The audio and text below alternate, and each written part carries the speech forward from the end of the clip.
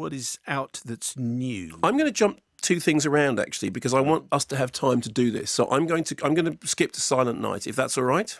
It's absolutely fine with me. I'm just telling them in the thing. Yeah, it's fine. Okay, so Keira Knightley was on the show last week talking about Silent Night. Keira Knightley has, amongst other things, starred in what is probably one of the most enduring feel-good Christmas favourites, Love Actually, which is a film, as you know, I absolutely love.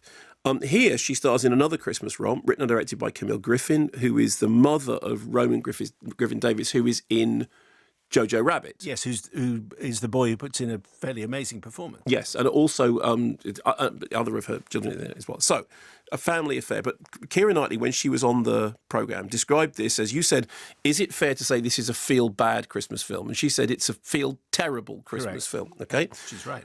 So, the best way of describing it, and if you've seen the trailer, you'll know some of this anyway, is it's Love Actually meets Melancholia. So, Melancholia Actually. Or perhaps, and I was kind of cross about this, that somebody had already used Last Christmas, because I said they should have called it Very Last Christmas. Yes.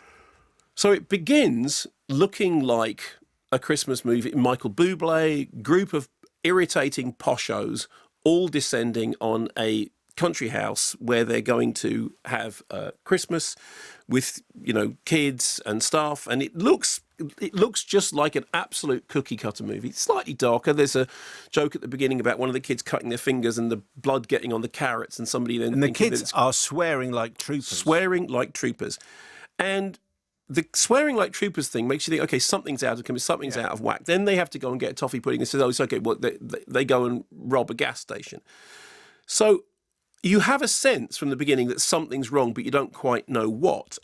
Because in general, it's like a public school big chill kind of thing, albeit with this kind of something is wrong in the background.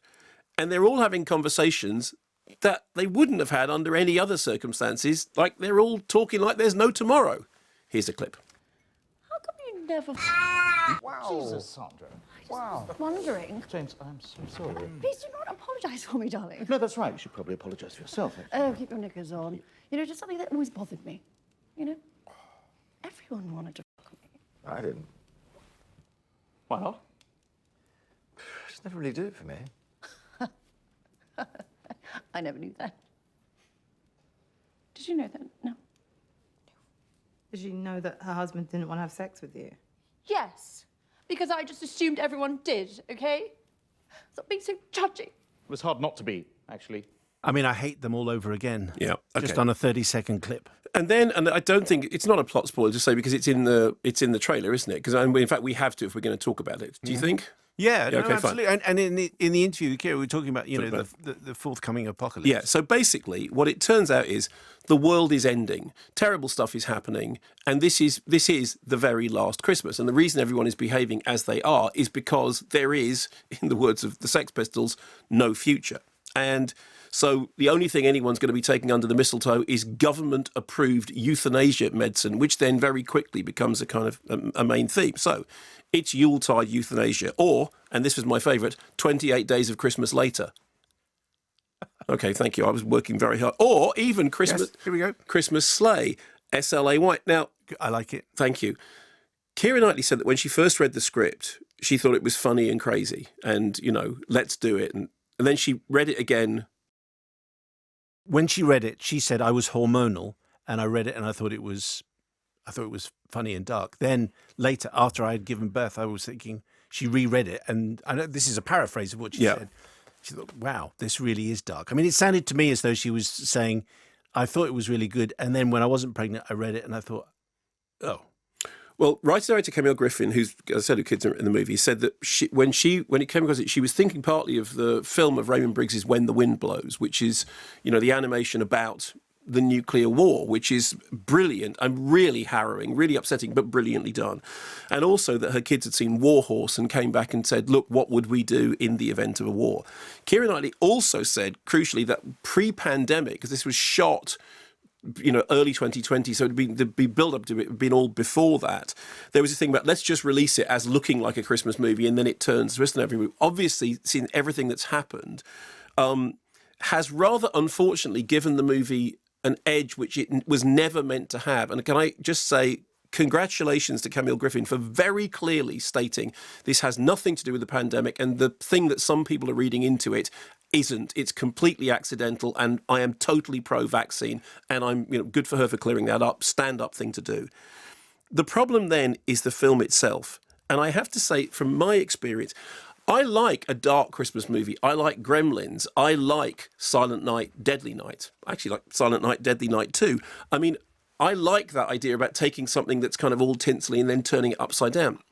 For me, what happened watching this was, firstly, it started out as a not very good comedy with very annoying people who I didn't believe in, and then mutated into an apocalyptic end of the world movie with lots of, talk of grisly death and parenthood and children, but kept the comic trappings as if we're still in the first movie. So what didn't work for me was the transition from one to the other. Now, the writer-director has said, after seeing Jojo Rabbit, which her son is in, Yes. said, I didn't know that comedy allowed for anything. And I was like, well, if you can talk about Nazis, I can talk about stupid posh people with comedy. I'm going to go and do that.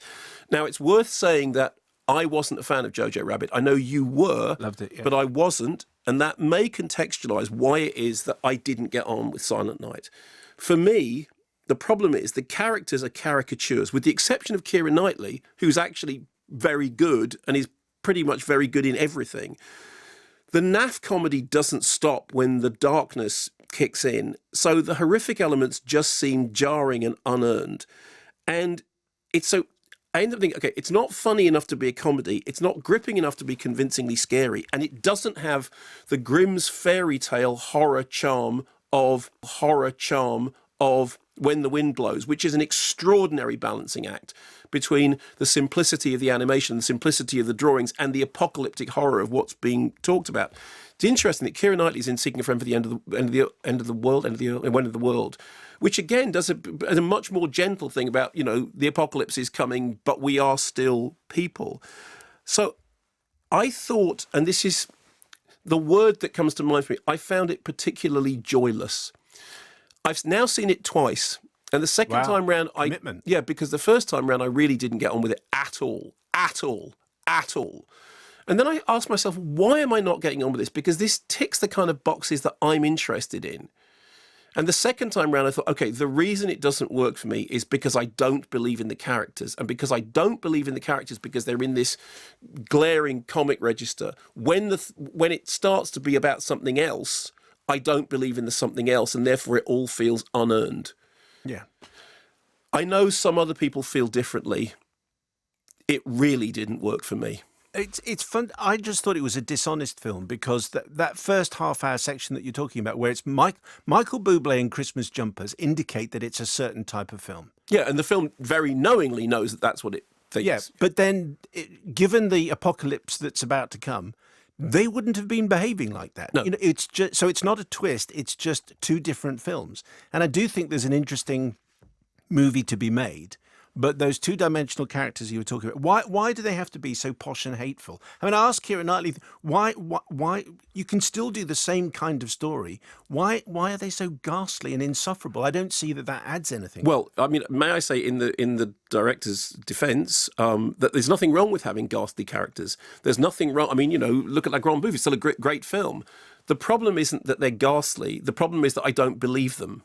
The problem is I don't believe that they exist. I was just hoping the apocalypse would come sooner because I just couldn't wait for Boxing. Never mind Boxing Day. Bring it on now. Let's end this. Didn't you think? I didn't. I couldn't wait for it to finish. I didn't get on with it at all. It'll be interesting to see what anyone else makes of it. I've read a couple of laudatory reviews. I have given it 2 goes, and I do know now that the reason I don't go for it is because I don't. It's not that I don't like them. I don't believe in them.